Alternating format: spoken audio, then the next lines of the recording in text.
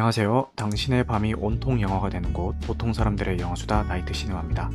의식의 흐름을 따라가는 영화 뉴스를 이 브랜드에서 진행하고 있습니다. 캐스트로 들으시는 분들 중에서 바쁘신 분들은요, 1.2배속이나 1.25배속으로 청취하셔도 무방하니까요, 참고 부탁드리겠습니다. 그리고 추천과 구독은 큰 힘이 됩니다. 잘 부탁드리겠습니다.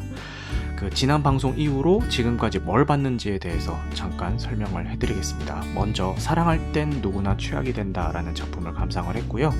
요거는 극장에서 상영을 할 때 너무 보고 싶었는데 아무래도 주류 영화나 어떤 블록버스터 영화 이런 게 아니다 보니까 상영관 확보를 너무 못해가지고 거의 제가 지금 수원에 살고 있는데 수원에서는 진짜 보기가 힘들었고 이걸 보려면은 거의 용산 CGV까지 기차 타고 가야 되는 그런 상황이었어요. 그래서 이거는 아니다, 이거는 진짜 할 짓이 아니다 싶어서 OTT 나올 때까지 기다리자 라고 하고 있다가 네이버 시리즈온에 등록이 돼서 다행히 구매를 해가지고 감상을 했습니다. 일단 보신 분들은 전부 다 호평을 하셨어요. 영화가 너무 괜찮다라고 하셨는데 저 역시도 너무 재밌게 봤고요. 이게 되게 특이한 게 여자 주인공의 행동이나 사고방식이 저는 개인적으로 전혀 공감을 할 수가 없었어요. 오히려 막 민폐 캐릭터 같고 자기밖에 모르는 사람 같기도 하고 어떨 때는 왜 저래 싶기도 하고 좀 미성숙한 모습을 보여줄 때도 있고 그런 캐릭터 같았는데 그러면은 보통은 감정이입 같은 게 잘 안 돼야 되잖아요. 그럼에도 불구하고 그런 캐릭터의 감정이입이 확 돼가지고 마치 제가 여자가 된 기분까지 느끼게 해줬습니다. 진짜 특이한 영화입니다. 그리고 요게 또 좋은 것 중에 하나가 서사나 인물도 인물인데 요게 오슬로 3부작이라고 해서 그 오슬로의 이국적인 풍경을 정말 아름답게 잘 담아놨습니다. 노을이 지는 거라든지 아니면 도심의 모습들 이런 것들을 되게 잘 담아놔가지고 진짜 여행 가고 싶다라는 생각이 들 정도로 너무 아름다운 풍경들을 잘 봤던 작품이고요. 이게 15세 관람가인데요. 노출신도 있고 마약하는 장면도 있고 배드신도 있습니다. 그래서 이게 대체 왜 15세 관람가인지 전혀 이해가 되진 않지만 어쨌든 15세 관람가니까 궁금하신 분들은 한번 보시면 좋을 것 같습니다. 그리고 극장에서 봤던 Everything Everywhere All at Once입니다. 요거는 지난주 수요일에 개봉을 했고요. 이번 주 수요일 흐르트 살롱에서 제가 스포일러 감상후기 토론회로 다루는 작품이기도 합니다. 멀티버스를 다루는 작품이고요. 예고편이나 홍보가 멀티버스라는 소재를 이용한 무슨 막 슈퍼 히어로물 이런 것처럼 홍보가 된 것 같은데 전혀 그런 작품은 아니고요. 오히려 이 멀티버스라는 소재를 이용을 해서 따뜻한 이야기를 건네는 작품이었습니다. 매칭이 안 되죠. 멀티버스라고 하면 뭔가 그 마블 시리즈에서 봐왔던 어떤 SF적인 요소들이라든지 액션 이런 것들, 휘황찬란한 CG 이런 게 막 생각나는데 이걸로 어떻게 따뜻한 이야기를 만들지? 라는 의문이 드시는 분이 계실 수도 있는데요.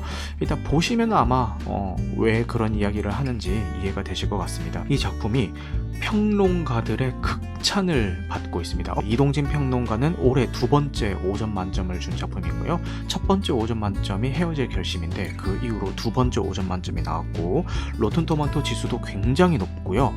황석희 번역가도 내가 웬만해서 이런 말 잘 안 하는데 무조건 꼭 좀 극장에서 봐주세요라고 인스타그램에 올릴 만큼 평론가들의 극찬을 받고 있는 작품이고요. 북미에서는 올해 초에 미리 개봉을 했습니다. 그런데 반응이 폭발적입니다. 제작비 대비 그 수익률이 어마어마한 작품인데 국내 반응은 글쎄요, 잘 모르겠습니다. 저는 재밌게 봤습니다만 좀 안 좋게 보시는 분들도 굉장히 많으신 것 같아요. 이게 그 영화 초반부 이후로는 엄청 몰아치는 작품이에요. 그래서 이 영화 초반부에 이 작품에 몰입을 하느냐 못하느냐에 따라서 좀 많이 갈릴 것 같긴 합니다.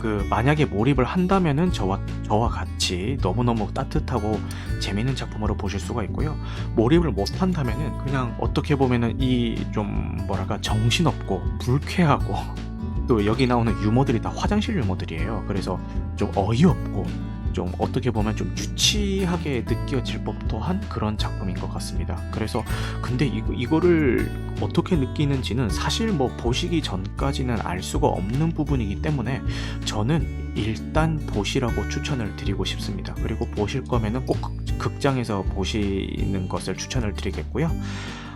대신에 이게 그 한 화면에 나오는 정보들이 굉장히 많아요. 쉴 새 없이 막 몰아치기도 하고 화면 연출 역시도 되게 휘황찬란하게 돼 있어서 이게 보면서 피로감을 유발하는 작품이기도 해요. 그래서 보시기 전에는 반드시 컨디션이 좋은 상태에서 보시는 것을 추천을 드리겠습니다. 어쨌든 저는 강추 작품입니다. 그리고 듄이 재개봉을 했죠. 지금 CGV 아이맥스관에서 과거에 인기를 끌었던 아이맥스 작품들을 재개봉을 하고 있는데요. 듄, 인터스텔라가 개봉을 했다가 듄은 유지가 되고 인터스텔라가 내려간 상태로 테넷이 지금 걸려 있죠. 그래서 듄을 봤는데 듄 전에는 아바타 1편 리마스터링이 걸렸었죠.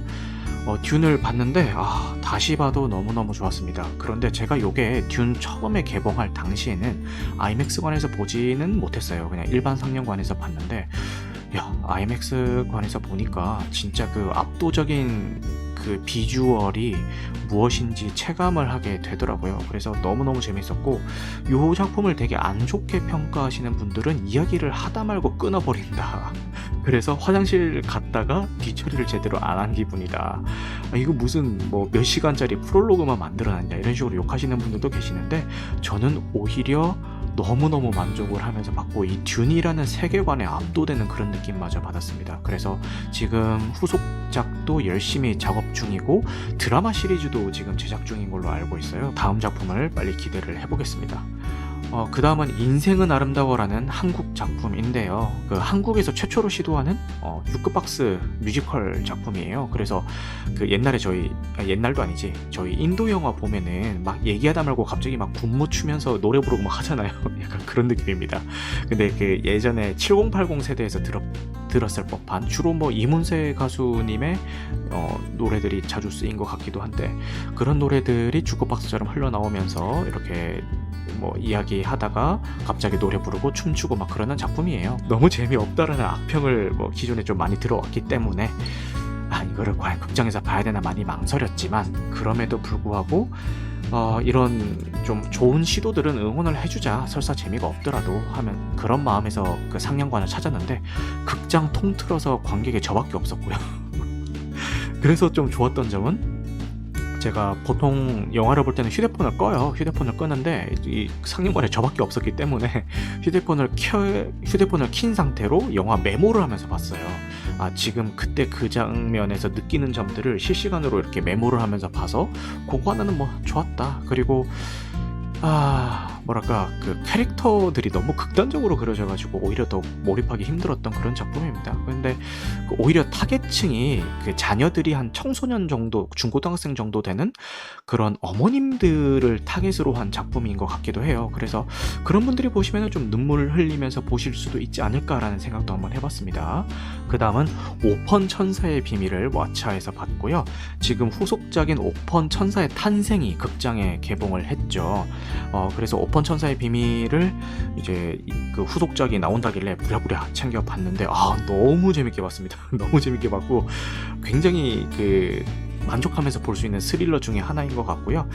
좀 뭐 결말이나 어느 정도 정보를 아시고 봐도 그냥 연출 자체가 워낙 잘 됐기 때문에 충분히 재밌게 보실 수 있을 것 같아요. 근데 이게 문제점이 오펀 천사의 비밀에서 이 캐릭터에 대한 반전이 다 밝혀진 상태에서 이 후속작은 어떻게 끌어나갈 것인가 이게 굉장히 관건이었는데 저는 후속작을 아직 보지는 못했습니다만 보고 온 분들의 이야기를 들어보자면은 나름 그 고민에 대한 해결책을 잘 찾은 것 같지만 뒷심이 좀 약하다.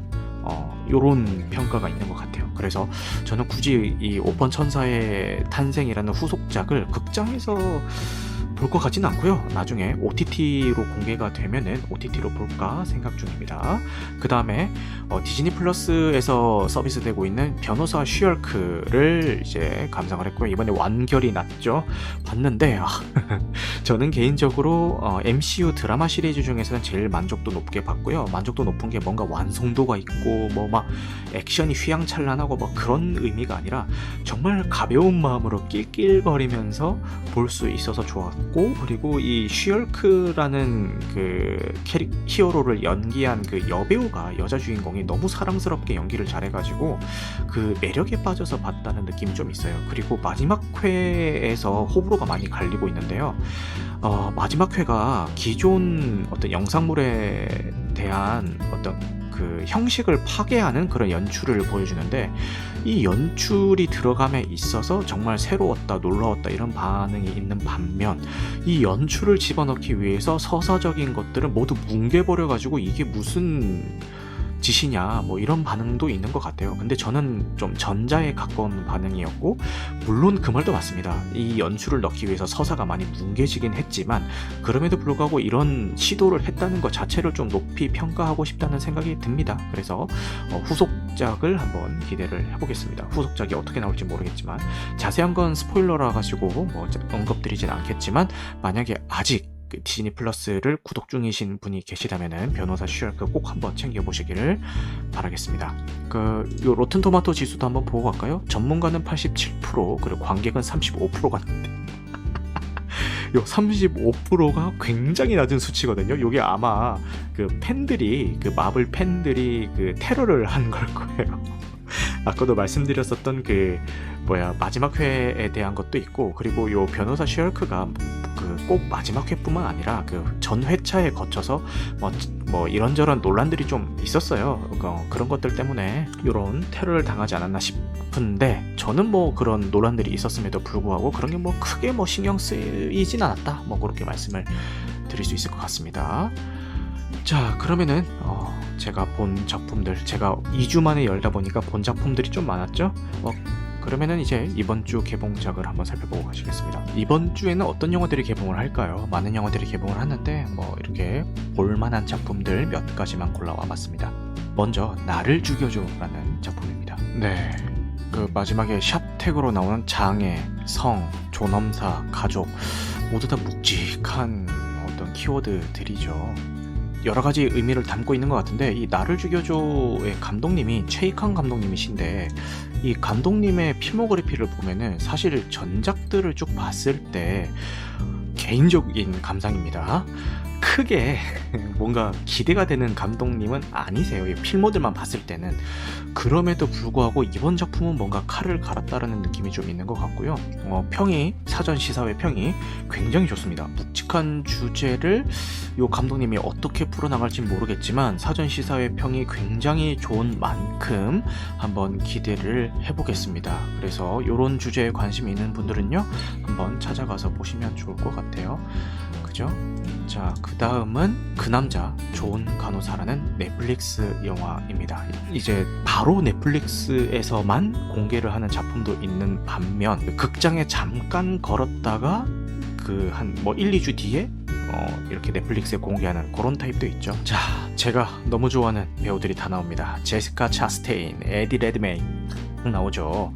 너무 반가운 얼굴들이죠. 요 배우들이 나오고, 요게 놀랍게도 미국의 연쇄살인마 찰스 컬린의 실화를 다루고 있는 작품입니다. 요 찰스 컬린이라는 인물은 요 인물인데요. 요 배우랑 어느 정도 좀 이렇게 실존 인물이랑 싱크를 맞추기 위해서 노력한 모습들이 보이죠. 이렇게 보면 조금 비슷한 그런 느낌이 들기도 합니다. 자, 요 살인마가 실제로 있었던 살인마고요. 미국의 간호사 연쇄살인마다. 10개의 병원에 근무하면서 35명에서 40명에 달하는 환자를 약물로 투여해 살해한 것으로 알려졌다라고 하는데, 이게 미국 최악의 병원 살인 사건으로 알려져 있으며, 이 사건을 계기로 미국 대부분의 주에서는 환자가 의심스러운 죽음이 발생했을 경우에는 당국에 의무적으로 보고하도록 법이 바뀌었다. 그런데 이렇게 10군데나 되는 병원을 돌아다니면서 이렇게 많은 사람들을 죽일 수 있었던 이유가요, 병원이 쉬쉬했기 때문입니다. 그리고 이 사람이 법정에 섰을 때는 환자들이 너무 고통스러워해서 내가 안식을 주기 위해서 그런 행동을 했다라고 얘기를 했는데, 실제로 그 죽임을 당한 피해자들이 대부분 좀 이렇게 생사를 좀 오가는 그런 분들이셨어요. 그런 분들이셨는데, 근데 뭐 정식적인 안락사 스텝을 밟은 것도 아니고 뭐 자기 임의대로 이렇게 약물을 투여해서 사건을 벌인 거기 때문에 뭐 그의 그런 주장은 묵살됐다고 합니다. 과도한 업무로 지친 중환자실 간호사, 다행히 새로운 동료가 직장과 집에서 힘이 되어주고 있다. 하지만 한 환자가 의문사를 당하면서 좋은 사람인 줄 알았던 동료 간호사가 달리 보이기 시작하는데 라는 시놉시스를 가지고 있습니다. 되게 재밌을 것 같죠? 그래서 아마 시간만 맞으면은 시나리오도 흥미롭고 배우들도 너무 좋은 배우들이기 때문에 저 극장에서 한번 봐봄직한 그런 작품인 것 같습니다. 그 다음에 이번 주에 개봉하는 블록버스터 작품이죠. 블랙 아담입니다. 이 블랙 아담이 사전 공개가 됐을 때 평가는 대체적으로 그 액션이 끊임없이 발생한다 뭐 이런 거였어요. 많은 액션이 담긴 영화다. DC 영화 중에 가장 많은 액션이 담겨 있다. 논스톱 액션이다. 뭐 액션은 잔혹하다. 내가 바란 모든 것 그 이상이다. 시작은 강렬하다. 더 락은 훌륭하다. 더 락은 환상적인 블랙 아담이다. 아담은 DC 퍼즐에 가치 있는 새 조각이지만 약속된 구원자는 아니다. 뭐 이런 식의 대체적으로 뭐 호평을 받고 있죠. 뭐 그래서 뭐 괜찮은 것 같아요. 그래서 저도 뭐 만약에 이번 주 개봉작 중에 한 편만 극장에서 봐야 된다면은 요 블랙 아담을 선택하지 않을까 싶네요. 자, 요 기본 정보 한번 보고 가시죠. 국내에서는 10월 19일에 개봉을 하고 거의 뭐 전 세계 최초 개봉이죠. 네, 그리고 요 블랙 아담이라는 캐릭터가요, 그 안티 히어로, 그러니까 나쁜 놈인데 세상을 구하는 그런 컨셉의 히어로인 것 같습니다. 그리고 뭔가 슈퍼맨이랑 견줄 만한 어떤 파워를 가지고 있는 캐릭터 설정이라고 알고 있고요. 이렇게 다양한 포맷에서 개봉을 하는데 뭐 아이맥스관에서도 개봉을 하는데 요게 뭐 제가 알기로는 아이맥스 필름으로 촬영된 건 아니라고 알고 있어요. 그래서 아마 굳이 뭐 아이맥스관에서 비싼 돈까지 줘가면서 볼 필요는 없을 것 같고요. 그냥 화면 큰 데에서 그냥 보시면 될 것 같습니다. 저는 개인적으로 아이맥스 촬영이 되지 않은 대작 블록버스터 영화는 차라리 그냥 돌비 시네마 그 메가박스 MX관에서 보는 거를 더 추천을 드리는 편입니다. 저 역시도 아마 그 메가박스 MX관에서 보지 않을까 싶네요. 요게 어떤 설정인지 한번 볼게요. 뭐 블랙 아담은 슈퍼맨과 동급의 능력을 지니고 있습니다 라는 설정이 있고요. 뭐 이런 게 있어요. 슈의 체력, 호루스의 속도, 아문의 힘, 뭐 이런 설정들이 있나 봐요. 어쨌든 체력, 속도, 힘 다 가지고 있다. 그리고 뭐 아톤의 권능, 뭐 번개를 사용하는 것이 가능하다. 뭐 이런 이야기인 것 같습니다. 어쨌든 뭐 흥미로운 설정인 것 같으니까요. 한번 극장 나들이 하시면 좋을 것 같고, 흥행을 할지는 잘 모르겠습니다. 근데 한 가지 확실한 거는 이게 쿠키 영상이 있대요. 저는 공교롭게도 유출된 쿠키가 뭔지를 이미 봐버려가지고 알고는 있는데 이걸 이제 봐야겠다라고 하시는 분들은 굳이 찾아보시지 마시고요. 그 쿠키 영상의 반응이 굉장히 뜨겁습니다. 소니에서 제작한 MCU의 베놈의 쿠키 영상에 사람들이 열광했던 것과 같은 그런 느낌인 것 같으니까요. 그러니까 쿠키 영상을 보기 위해서 이 영화를 뭐 이렇게 봤다라는 이야기도 나올 정도로 쿠키 영상에 굉장히 뜨거운 반응을 일고 있으니까요. 한번 보시면 좋을 것 같아요. 자, 그러면은 이제 본격적으로 이번 주 영화 뉴스를 한번 살펴보도록 하겠습니다. 해리포터에서 해그리드라는 인물을 연기했던 로비 콜트레인 배우님이 별세를 하셨습니다. 아마 그 고도 비만에 의한 합병증으로 인한 사망이 아닌가라는 추측을 가지고 있는데요. 어쨌든 해리포터라는 시리즈를 통해서 많은 사랑을 받았던 분인 만큼 삼가 고인의 명복을 빌겠습니다. 하늘나라에서도 편히 쉬시길 바라겠습니다. 많은 분들에게, 특히 많은 어린이들에게 꿈과 희망을 안겨주는 시리즈물에서 중요한 역할을 하신 만큼 하늘나라에서도 그에 상응하는 보답을 받으시길 바라겠습니다. 네, 편히 쉬세요. 그리고 넷플릭스의 광고 요금제가 이제 출시가 될 예정입니다. 한국에서는 월 5,500원에 측정이 되어 있고요. 한국 기준으로 11월 4일 오전 1시부터 적용이 될 예정입니다. 시간당 4에서 5분 정도의 광고를 봐야 되는 거고요. 이 말인 즉슨 감상 도중에도 광고가 뜰 수 있다라는 이야기입니다. 네, 그렇습니다. 그리고 광고는 컨텐츠 시작 전과 재생 중에 이렇게 나오게 되고 15초에서 30초 정도의 광고가 나온다고 합니다. 월 5,500원이라고 하는데 여러분들은 여기에 대해서 어떻게 생각하시나요?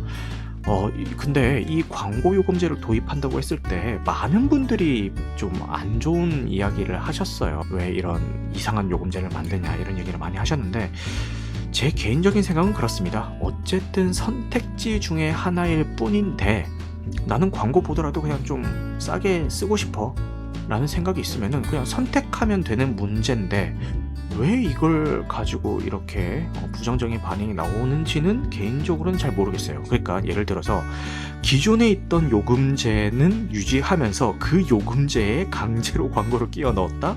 이거는 당연히 그 고객 입장에서 사용자 입장에서 불만이 나올 수밖에 없는 정책인데 기존 요금제는 그대로 다 사용이 가능하고 그냥 이 광고가 나오는 요금제를 좀 더 저렴하게 신규로 출시하는 건데 이게 그렇게까지 욕을 먹을 일인가 싶기는 합니다. 네, 저는 괜찮은 것 같아요.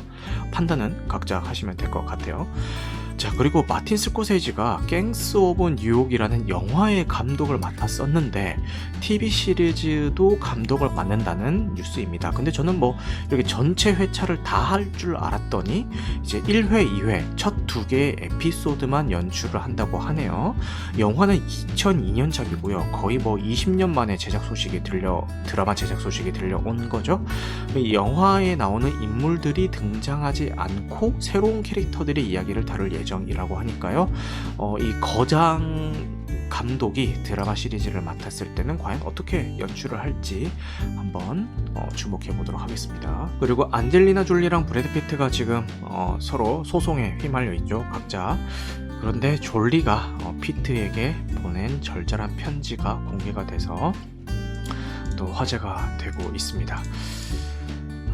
근데 뭐 브래드 피트랑 안젤리나 졸리가 보라설이 나온 거는 뭐 이번에 처음은 아니고요. 2016년부터 끊임없이 사건 사고들이 있어 왔는데 이번에는 조금 문제가 심각합니다. 그 전용기 안에서 심지어 아이들도 함께 타고 있던 전용기 안에서 브래드 피트가 술에 취해서 아이들과 이 안젤리나 졸리를 향해서 물리적인 폭력과 언어적인 폭력을 사용을 했다라는 이야기가 나왔는데 이게 좀 공교롭게도 목격자도 적고 뭐 그래가지고 뭐 이렇게 어떻게 판결이 날지는 모르겠지만 이렇게 이야기가 나온 걸로만 봤을 때는 좀 심한데 싶을 정도예요. 안젤리나 졸리 측에서 주장하고 있는 브래드 피트의 어떤 폭력과 폭언 같은 경우는 브래드 피트 측에서는 묵묵부답으로 이제 대응하고 있다라는 이야기입니다. 근데 이번에 공개된 편지 내용은요.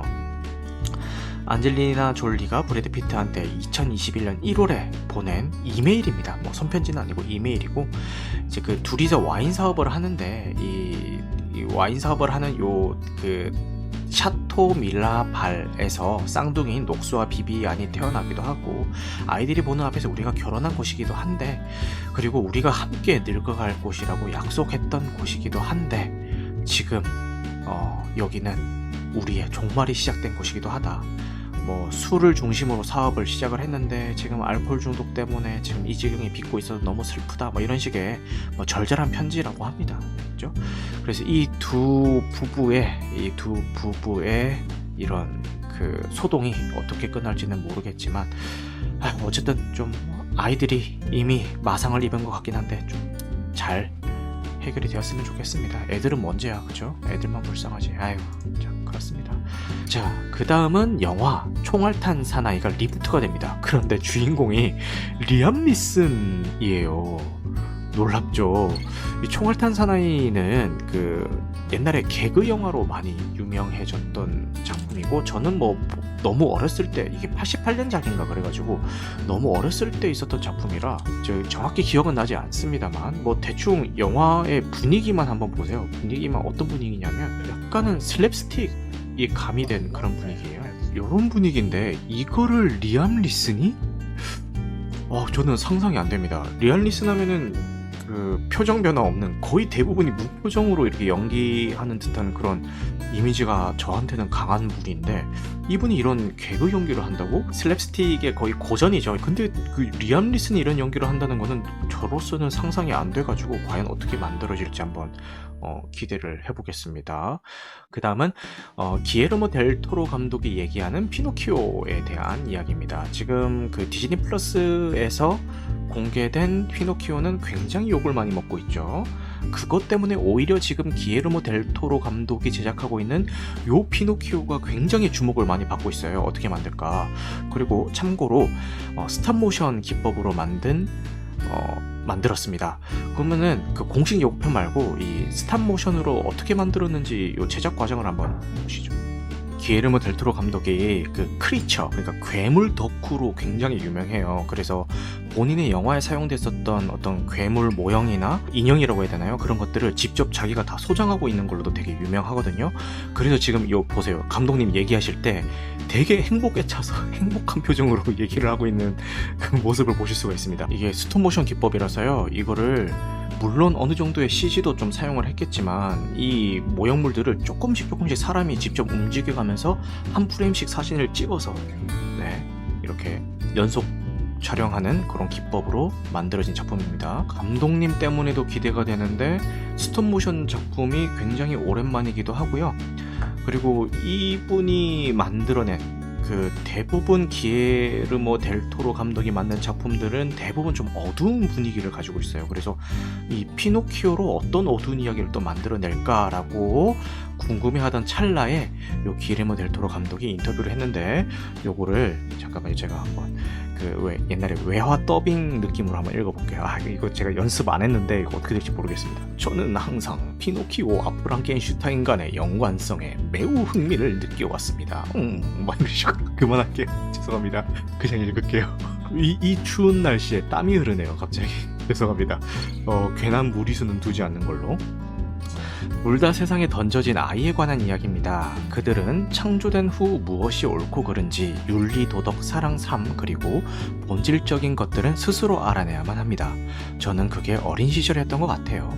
제한된 경험으로 그것을 알아내야만 하죠. 라는 인터뷰로 서두를 시작을 했는데 이야기를 쭉 읽어보면은 결국은 이분이 하고 싶은 얘기가 저는 다른 피노키오의 이야기들이 대부분 복종에 관한 것이고 우리의 이야기는 불복종에 관한 것이라고 말하고 싶습니다. 일단 기존의 피노키오 이야기와 같은 결을 가진 않겠다라는 선포나 다름없죠. 불복종은 인간이 되는 주요 요소이며 인간이 되는 방법은 자신이나 다른 사람을 바꾸는 것이 아니라 이해하는 것을 의미합니다. 라고 해서 블라블라 하다가 마지막에 피노키오는 보통 복종하는 법을 배우면서 착한 소년이 됩니다. 그리고 나서 그는 살과 피를 갖게 됩니다. 제가 정말 원했던 것은 모두가 피노키오에게 배우는 겁니다. 라면서 마무리를 했습니다. 그리고 우리는 어느 정도 원작의 느낌을 전달할 수 있도록 애는 썼는데 많은 것들을 날카롭고 통렬하게 뒤집었습니다. 우리가 의도한 것이 제대로 구현이 됐다면 그렇게 될 것입니다. 라고 인터뷰를 했습니다.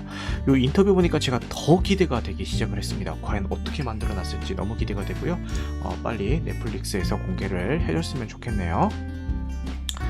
자, 그리고 마지막 뉴스 요거 하나 보고 갈까요? 국민심사단 모집을 한다더니 대종상 투표권 장사 눈총이라는 기사입니다. 대체 투표권을 얼마에 팔아제꼈길래 이런 기사까지 났을까 보니까 남녀 신인상, 조연상 투표 자격을 주는 NTF는 각각 55,000원, 77,000원으로 책정이 됐다. 남녀 주연상을 투표할 수 있는 NTF는 99,000원에 측정이 됐다. 미친 거 아니야 이거? 죄송합니다. 욕할 뻔했다. 죄송합니다. NTF는 종류별로 한 사람당 9개까지 구매가 가능하다. 총 9개가 아니라 종류별로 9개입니다. 종류별로 9개까지 구매가 가능한데 그 종류별 가격이 각각 55,000원, 77,000원, 99,000원입니다. 근데 이 비싼 거를 누가 과연 살까? 어떤 사람이 살까? 그런데 NTF를 가장 많이 구매한 구매자에게 신인상 시상자입니다. 시상자로 무대에 오르게 하거나 애프터 파티, 리셉션 등에 참여할 수 있는 VVIP 특전을 부여하는 등 구매 가격으로 각종 혜택을 차등화하며 구매 경쟁을 유도하고 있습니다. 라고 기사가 났네요. 어떻게 해야 이런 아이디어가 나올 수가 있는 거죠? 저로서는 도저히 이해가 안 가는데, 상식적으로는 이해할 수 없는 정책을 이번 대종상에 도입을 한다고 하는데, 모르겠습니다. 이게 뭐 어떻게 진행될지는 모르겠지만 일단 한번 지켜보시죠. 뭐 누군가는 사겠죠. 아무래도 이 그 아이돌 팬덤이 있는 것처럼 배우들도 팬덤이 있으니까 그 수상 후보에 오른 배우들의 팬덤 중에서 이런 뭐 이렇게 그 구매자들이 나올지 않을까 싶은데, 뭐 어떻게 되는지는 한번 지켜봅시다. 오늘 2주 만에 이렇게 영화 뉴스를 둘러보는 시간을 가져봤는데, 어떻게 좀 여러분들에게 조금이라도 유익한 시간이 되었기를 바라겠습니다. 늦은 시간까지 함께 해주셔서 감사하고요. 오늘 방송한 내용은 편집 과정을 거쳐서 유튜브와 각종 팟캐스트 플랫폼에 업로드될 예정입니다. 여러분, 영화 같은 밤 되시길 바라겠습니다. 감사합니다.